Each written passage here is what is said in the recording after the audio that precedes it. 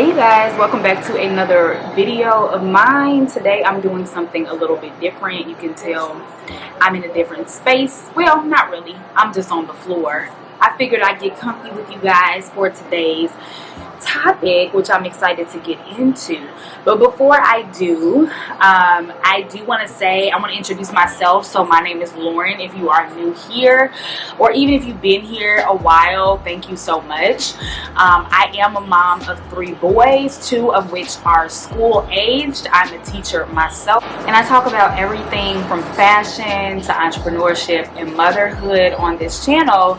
So if that sounds good to you, go ahead and subscribe. And if you've already subscribed, thank you. But go ahead and hit that notification bell so you do not miss out on a video.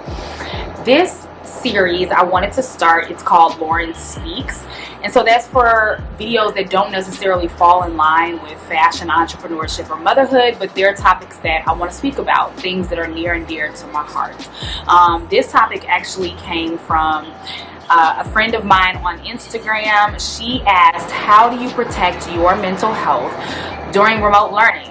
And so I figured it was such a timely thing to talk about, since I'm seeing everyone all across the nation either start school or they're getting prepared to go back to school.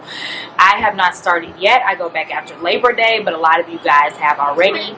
And so I just wanted to give you these tips. Now, these are not just for those who are dealing with remote learning. This is for everyone. These are skills that you can take with yourself throughout your life and apply it to any part of your life. And so I do have my phone here, so I can go ahead and read my tips to you. These are in no particular order, but if you want to, go ahead and get a pen and a notepad if people do that, or grab your phone to take notes, because these are some really good tips. So number 1 is establish a routine. So again, me being a teacher, a routine is everything. Me being a parent, a routine is everything, okay? You can't really go into anything and expect it to flow well if you don't have a basic framework, guidelines for what you're doing.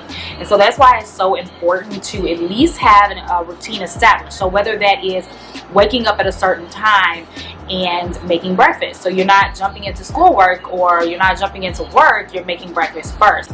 Or maybe you're a fun family and you listen to some music in the morning. We used to do that as a family just to kind of get us going. So you want to make sure that you're having that routine. Now, plans aren't always going to go as expected, right? And that's okay, but at least you know that you have some type of guidelines. Number 2 is you want to maintain a sense of normalcy.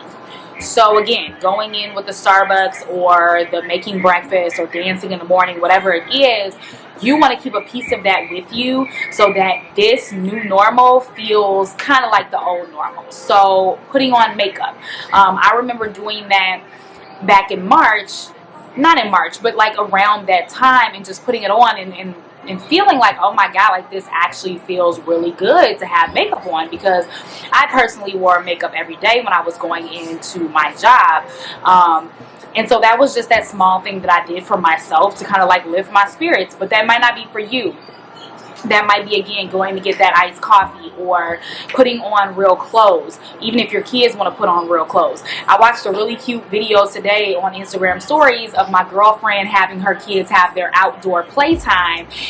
They were dressed in everything, and then they came inside kind of like, you know, with the bell, and got their day started with schoolwork. And I thought that was genius. That is a sense of normalcy, establishing a routine. So things like that. The third one is you want to partake in some form of exercise. Now, I know some people are going to hate me for this. You're probably tired of hearing it, but it's major. I discovered this 3 weeks into remote learning, and I just started out with cardio. It was like a 30-minute video. I remember not being able to get through the whole thing because I don't exercise. I didn't exercise at the time. But I kept going, and I remembered, again, just like the makeup, how good it felt to like get my body moving and kind of like exerting my energy and putting it into something that brought me joy, even if not in the moment, but after I felt so good and ready for the day. When I started out, I was doing it at all times of the day, but I realized the best way for me to do it was to do it, or best time rather, was to do it in the morning. So I would not eat, I wouldn't shower, I wouldn't start meeting with kids, I wouldn't do anything until I worked out. And that was just something that worked for me because it guaranteed that I would do it. If I was going to put it off like until midday, or if I said, oh, after dinner, I knew that my chances of actually doing some form of physical exercise were very, very low. Another thing is, and this might sound backwards a little bit, is find something new to invest your time in. So I know you're thinking like, Lauren, I'm already juggling remote learning, I'm juggling working from home, I'm juggling dealing with a crisis, right? A pandemic. How can I find something new to invest my time in? I just simply don't have the time. Hear me out. So when I was, we're all finding ourselves at home now much more than we ever were, even if you were working from home. And so you're kind of more aware of your surroundings, so you might be looking like, I've been wanting to replace that, now's the time. I don't like my furniture, now's the time. And so my thing was redecorating. And so now it was like, now that I'm home, I found myself with so much more time. I wasn't going into a job anymore. I wasn't having to get the kids ready in the morning. So I found that I could give my time to decorating. And it brought me a sense of like joy and excitement. I mean, there is excitement that comes anyway with like buying packages and receiving things, right? But especially when you're seeing like your place transform in front of your eyes. And so it brought me also a sense of peace. I mean, redecorating and like putting my attention into my home really just, that was a way to protect my mental health. That was a way for me to kind of like emotionally invest in myself when everything else was going crazy all around me. So if it's not decorating, it could be buying plants and taking care of plants. It could be starting that blog, doing, I don't know, practicing new hairstyles, whatever it is. Now the bottom thing, the thing to remember is you do not want this to bring you extra stress and strife. That's not what we want. We want something that's going to be joyful to you. It's going to be exciting to you. Not to say that you're not going to hit any rough patches with that new thing, but overall, it should feel very exciting. All right, the next thing is to journal. So journaling was something that I used to do it a lot as a kid. At the time, it was more of a diary to me, right? But I would always write down my feelings, my thoughts, the happenings of that day, whatever it was. I did not rediscover that until now. And so I realized that me getting out my thoughts, whatever they were, was very helpful to me. It was kind of like my way of venting without having to share with anyone. And so what I want to say about journaling is you need to learn to journal. And this took me a long time to learn. You need to learn to journal without expectation. So that's a major thing. I know a lot of times we don't journal because we're like, I'm doing it wrong, or I don't know what to write, or I shouldn't have wrote that, or I didn't write enough, whatever it is. Also, time. It doesn't matter if you just scribble a few sentences or you're going to pour your heart out for 20 minutes. You want to take that time to write. And so you can either get down exactly what's going on with you, whether it be heavy or it be happy, or you can choose to focus on what you want to manifest, how you want to feel. So you might not be feeling great, but you might write down, I'm calm, I'm powerful, I'm in control, things are going to work out. These are called positive affirmations, and this is a way of kind of like manifesting. It works. Whether you believe it or not, it really, really works, and it's so helpful. My next tip is seek therapy, you guys. So this was major for me. It took me, again, a lot of things came out of this pandemic. It took me going through a major pandemic and something that was so traumatic for me, even though I've been through really traumatic things before, to finally seek therapy. And luckily, my coworker, who is an art therapist, kind of just saw like, Lauren, you're going through it. Let me help you. And so she offered me free sessions. I did it for 6 weeks. We met for an hour once a week, and it was just life-changing. Every time I would walk away with new skills, a new sense of like being, and I just felt so empowered. She's actually the person who taught me to be more of my authentic self. And so yeah, I'm forever grateful for therapy, even though sometimes you can feel drained. It is true what people say. It's like therapy can be emotionally draining, but the reward is so much greater than any other risk or con or whatever it could be. If you are not ready to seek therapy just yet, share your feelings. So I'm big on Instagram. I love to Instagram. I'll do stories. And so in the beginning, my emotions, much like other people I imagine, were all over the place. I could be feeling amazing, like I can conquer the day one day, and then the next day I'm in tears, not wanting to get out of the bed. I had a lot of those days. And me sharing it allowed others to either tell me that I wasn't alone or tell me that I've been where you are. Let me help you get out of this. And so those moments made me feel less alone. So whether that is sharing on social media or that is sharing your feelings with your significant other or a loved one, even with your kids, you guys. So this is major. I know a lot of the times we like to think that we're protecting our children by not sharing our feelings with them, but a lot of times you could be hurting your children. And let me explain. So if your child, let me just say, if you are both going through the same thing, meaning you are both home, your child is remote learning, you're dealing with working from home and helping your child remote learning, I'm pretty sure, willing to bet that both of you guys are experiencing the same thing. It's just showing up differently.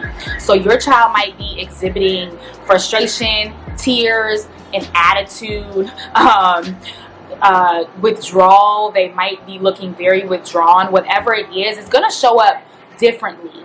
But they don't know how to express themselves as well as we adults do. And sometimes we adults don't know how to express ourselves, right? So there's some power in being really vulnerable with your kids, because you'll be willing, like you'll see that they are going to be feeling the same way you are. And a lot of relief comes from that. So when you're able to say to your child, you know what? How are you feeling? Like, just check in. How are you feeling today? Oh, you're not really feeling it? I understand, because I've had days like that, or I'm having a day like that, right? So that's major. And that leads me into my next tip of knowing when to take a break. So this is major as well. All of these tips are major key, okay? And I hope you're writing them down like I told you to. But know when to take a break. This is big. I many times pushed my son through remote learning because I just felt like that was a standard, and you're not going to sit around and not do any work while I'm doing work. Even though I could tell that he was visibly frustrated, that he was visibly tired, that he was going through it, because we're going through a time that is unprecedented, a time that no one has ever been through before, and we're going to be feeling all the feels. But instead of saying, let's take a break, I pushed through, and nothing good came of that. So I want you to ask yourself this question. When you are at that, you are kind of like facing that wall, you're at that point, I want you to take a break or just step back and say to yourself, who is this going to benefit? Who's benefiting from this? From me pushing through? Is it me? Am I benefiting? Is my child benefiting? Like, who is this really helping? And if you can't say that this is helping anyone, then don't do it. Take a break. Step away. No harm is going to come of that. If anything, you're going to step away. You're going to come back feeling renewed. You're going to be able to approach that task in a completely different way, with a fresh set of eyes and a new thought process and everything like that. So definitely know when to take a break. And this leads me into my next and final thought, I believe. Yeah, it's my final thought. I feel like, who used to do the final thought? Was it like Maury Povich or Geraldo or Donahue? Oh my God, I'm aging myself. But anyway, so my final thought is to give yourself grace, you guys. So I said before that this is an unprecedented time, much like life. So don't let me draw it all the way back.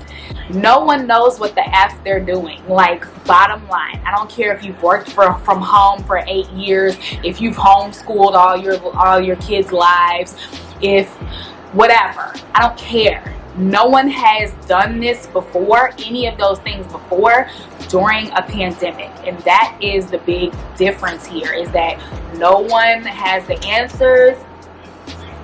We're all just winging it, and we're all just doing the best that we can. So when you have days where it's like, dang, like I lost my stuff, I didn't get out of bed today, I didn't have my kids like stick to their schedule like I thought, that's okay. Like, that's okay.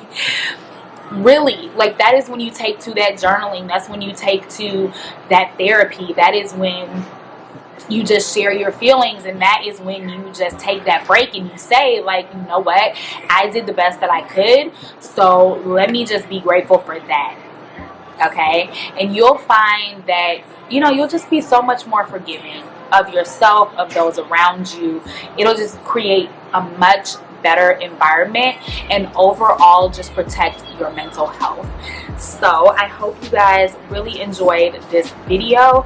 I love putting together these tips for you guys. I'm hoping that you just experience, I'm just wishing you all the best going into this new school year. If you're going back to work, or if you're continuing with work, I just want you to take these tips. I'm going to have to remind myself to, you know, of these tips, to keep going on days when I'm feeling like I just can't do this. Just know that you're not alone. But let me know if you guys liked any of these tips, if you have a tip that you want to add, what's really working for you. And I hope to see you in the next video. Peace.